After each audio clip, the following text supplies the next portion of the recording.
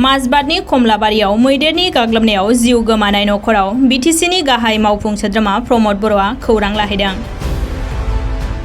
उदालगुरि जिल्लानि माजबादाव थांनाय 16 आगस्ट खालि हरनि 10 रिंगासो समाव माजबाद पुलिस थानानि निजरा सेन्टारनि कमलाबारि गामियाव हरखाबै हाग्रानि मैदेरनि गाग्लोबनायाव 3 सुबुंनि जिउ गोमादोंमोन। मैदेरनि गाग्लोबनाय जाथायाव नबिन बर', जामिनी बर' आरो हादानसा बर'आ जिउ गोमानांदोंमोन। बे जाथायनि बागै खौरां लानो दिनै बिटिसिनि गाहाय मावफुं सोद्रोमा प्रमद बर'जों लोगोसे बिटिसिनि मावफुं सोद्रोमा नीलुत स्वर्गियारी, बिटिसिनि हाग्रा बिफाननि मावफुं सोद्रोमा रनजित बसुमतारी मोनहा दुखुथिया नखराव नुजाथिहोयो।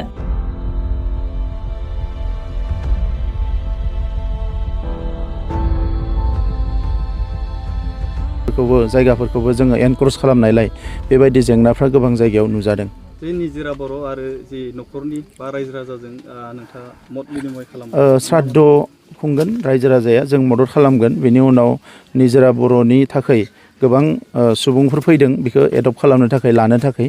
दा बेवहाय दखरा एबसु गामिनि रायजो राजाफोर आरो फरेस्ट डिपार्टमेन्ट बयबो ज' रायलायनानै बेखौ डिसिसन लागोन आरो बिनि थाखाय इयुननि थाखाय जों बयबो दङ, ओंखायनो बारा साननांनाय नङा। खालि दुखुआ बेल' जे उन्दै समावनो बिमा बिफा गोमाजानांनायनि जि दुखु बेखौथ' जोंफोर बुंस'नो हानाय नङा। दा बियो फिल खालामनो हायैखायसो जेन'बा गथ'आ थिगानो दङ, खिन्थु दुखुनांथाव आरो बेबायदि जे उन्दै समावनो मावरिया जानांनाया बे जोबोद दुखुनांथाव। बे फरेस्ट बिफाना जि मैदेरफोरनो जि आदार होनायनि सायाव बा थालिर दंफां गायनायनि सायाव बायदिसिना बिफल जादों नामा, जे मैदेरफोरखौ जि बायदिसिना जोथोन लानायावहाय? बेवहाय पलिसिनि माखासे लेकिं जाबोदो, दानि नङा बियो। माने बे जेंनाया फैयै फैयै दिनै बेबायदि एसे माने कमप्लिकेटेड मोनसे महर लादों। बे दिनैनि नङा, गोबां समनिफ्रायनो बे जाबोदों। ओंखायनो फरेस्ट डिपार्टमेन्टआबो सिगाङावनो बिनि सायाव स्टाडि रिसार्च जानांगौमोन जे फैगौ 20 बोसोरनि उनाव मा जागोन, 10 बोसोरनि उनाव मा जागोन। दा नंखायनो बबे एरियाखौ जों फरेस्ट खालामना लाखिगोन, बबे एरियायाव मानसिया न' लुगोन, बबे एरियायाव आबाद मावगोन, बिनि सायाव गोदोनिफ्रायनो जेबो सार्भे जाबोआखै। दा बेखौ लानानै जों गभर्नमेन्ट फैनायनि उनाव जों सार्भे खालामगासिनो दङ।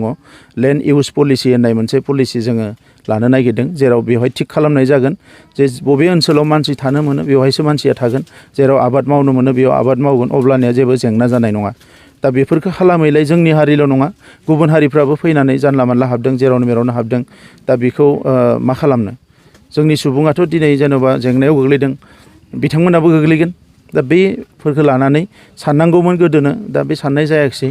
नैबे समाव दा जोङो बेसेबां मिनिमाइज खालामनो हायो जेंनाखौ, बेखौ जोङो माखासे सावरायनाय अबस्थायाव जों सावरायगासिनो दङ। बे जाथाया गोबां बोसोरनिफ्राय सोलिगासिनो दङ।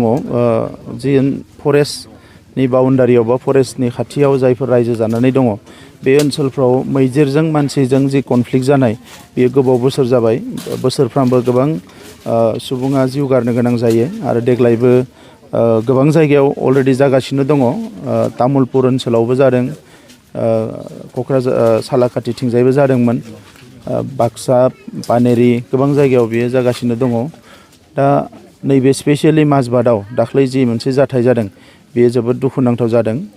उन्दै गथ'खौबो मैदेरा गाथारना दोनलांदों, उन्दै बिमा बिफाजों लोगोसे, आरो सासेल' खुदिया बेवहाय थालांदों। दा नंखायनो जोङो दिनै फरेस्टनि EM बिथां आरो जोंहा PHCनि EM MCLA बिथांमोनजों बयबो फरेस्ट डिपार्टमेन्टजों बे जायगाखौ नायफैदों। गुबैयै बेवहाय मा जेंना दङ, आरो बेवहाय एलिफेन्ट करिडरनि मोनसे माबा ट्रेक दङ। दा बेखौ लानानै हयथ' बे जादों प्रब्लेमा। अलरेडि जोङो जोंनि सरकारनिफ्राय जेराव जेराव बेबायदि प्रब्लेम जादों सलार फेन्सिंनि माखासे पलिसि लाखानाय दङ, आरो सलार फेन्सिंआ जाबोगासिनो दङ।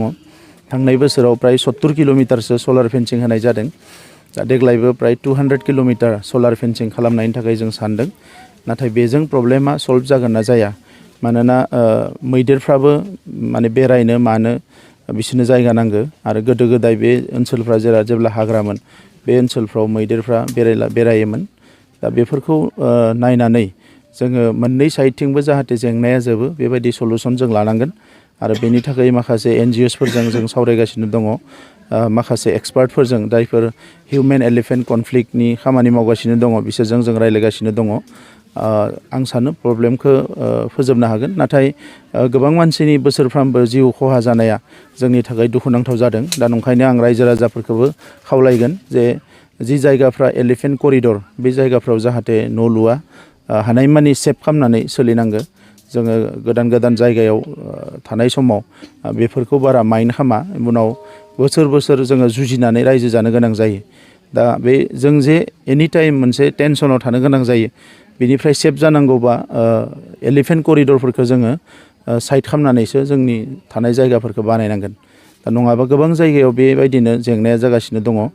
दा जों पार्मानेन्ट सलुसननि थाखाय सानबाय थादों। दा बेवहाय नेचारेल माखासे सलुसन दङ।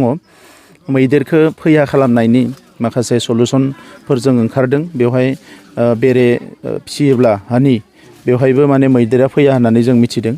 आरो गुबुन गुबुन माखासे लामाफोर दङ। दा बेफोरखौ जोङो देग्लाय बोसोरनिफ्राय बे जायगाफ्राव खामानि मावनो सानदों। आरो फरेस्ट कुवालिटिखौ डेभेलप खालामनायनिबो सानदों, जाहाथे हाग्रायावनो मैदेरफ्रा बिसोरनि जानाय मानायफोरखौ हाग्रायावनो मोनो। बेखौ फिन बिसोरनि जानायफोरखौ बेवहाय बोरै बांहोनो हायो, बेनि थाखायबो माखासे जोङो पलिसि लादों।